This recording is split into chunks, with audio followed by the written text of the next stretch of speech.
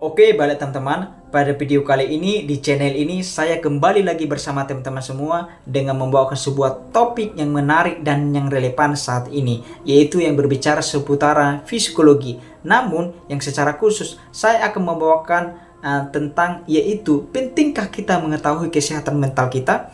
Nah teman-teman, ada beberapa orang yang berkata bahwa kita itu tidak terlalu penting untuk mengetahui kesehatan mental kita. Tetapi menurut saya, kita itu sangat penting untuk mengetahui kesehatan mental kita. Karena kenapa? Kita ini masih manusia biasa, kita ini makhluk ciptaan Tuhan yang banyak kekurangan dan kelemahan. Kita ini tidak manusia super, kita ini tidak manusia yang paling hebat dan paling jago di dunia ini. Oleh sebab itu teman-teman, saya akan membawakan materi ini dengan sederhana, dengan secara ringkas juga, supaya mudah dimengerti. Nah, saya akan mengawali dari kata mental. Nah teman-teman, kata mental ini diambil dari bahasa Latin, yaitu yang memiliki arti metis.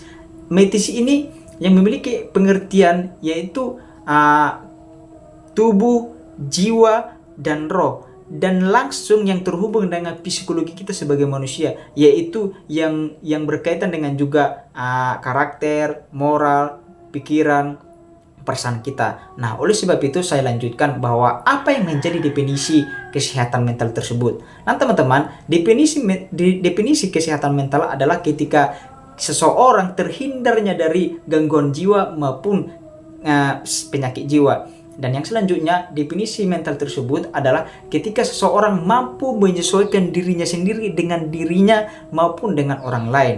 Nah, apa yang mempengaruhi ketika kita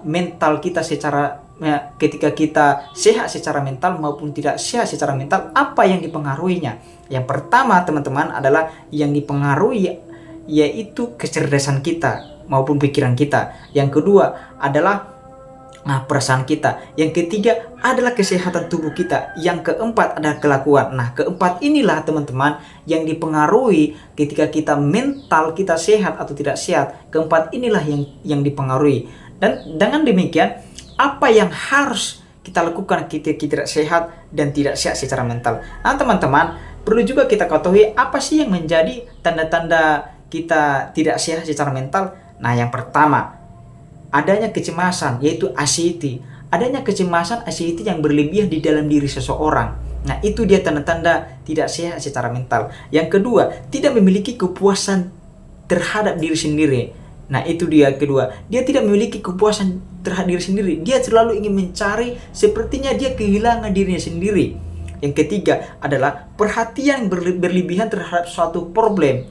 Nah, teman-teman, ini juga sangat miris. Karena kenapa? Kita sebagai manusia pasti akan menghadapi problem dalam kehidupan. Tetapi kadangkala ada banyak orang ketika menghadapi problem dalam kehidupan ini, dia berlebihan kali menanggapinya. Itu dia yang ketiga. Yang keempat adalah teman-teman, ketidakmampuan untuk berfungsi secara efektif lagi dalam menghadapi problem. Jadi dia tidak efektif lagi atau tidak memiliki kemampuan yang baik lagi ketika menghadapi masalah ataupun problem dalam kehidupan ini. Itu dia ketika seseorang sudah memiliki tanda-tanda tidak sehat secara mental. Nah, ada dua penyakit mental, yaitu penyakit mental berat dan ringan. Nah, saya akan menjelaskan kedua hal ini. Ketika seseorang memiliki kesehatan mental yang tidak sehat, adalah yang pertama, yang ringan. Kesehatan mental yang ringan adalah bagaimana seseorang itu tidak lagi tanpa sadar, dia tidak lagi mampu ataupun efektif lagi untuk menjalani kehidupan hari-hari ini, walaupun memang dia tidak sadar akan hal itu. Nah, seseorang ini seringkali dia akan berbicara sendiri maupun kebanyakan menghayal. Jadi seseorang yang memiliki kesehatan mental yang ringan adalah dia memiliki cenderung mengasingkan diri ataupun sering berpikiran yang liar, bahkan dia sudah kerap kali berbicara sendiri. Itu dia ketika seseorang mengalami penyakit mental yang ringan. Nah, penyakit mental yang berat adalah ini yang bahaya teman-teman. Ketika seseorang sudah mengalami penyakit mental yang sangat berat, inilah yang sampai yang sudah gangguan jiwa, penyakit jiwa. Nah, ini adalah yang sangat berbahaya. Nah, oleh sebab itu penyakit mental yang sudah berat ini harusnya sudah dibawa ataupun diobati ke psikolog maupun psikiater. Nah, teman-teman, apa yang menjadi langkah selanjutnya supaya kita ketika kita sudah mengetahui kita tidak sehat secara mental, langkah apa yang selanjutnya kita lakukan? Yang pertama adalah kita menyadari bahwa kita tidak sehat secara mental. Nah ini teman-teman, ini sangat penting karena ada banyak orang tidak sadar bahwa dia itu tidak sehat secara mental, tetapi dia biasa-biasa saja. Namun di hari-hari tertentu bisa jadi dia menimbulkan suatu tanda-tanda yang sangat berbahaya.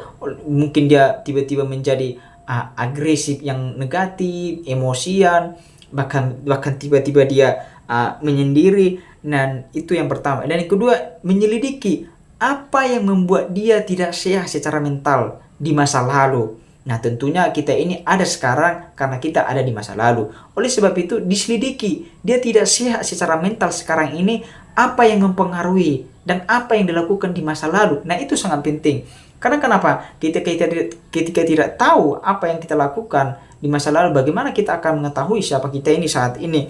Itu yang kedua. Yang ketiga adalah mempunyai teman sebagai curhat, mempunyai teman tempat curhat yang bisa kau percaya. Nah ini sangat penting. Carilah circle atau teman-teman, lingkungan yang efektif, yang kondusif, yang mampu menerimamu, yang mampu mendengarmu ketika kau menceritakan apa yang kau alami, ketika kau tidak sehat secara mental tersebut. Nah ini sangat penting. Ketika memilih teman-teman yang memiliki kemampuan mendengarkanmu, memahami, itu sangat bagus. Dan begitu juga teman-teman.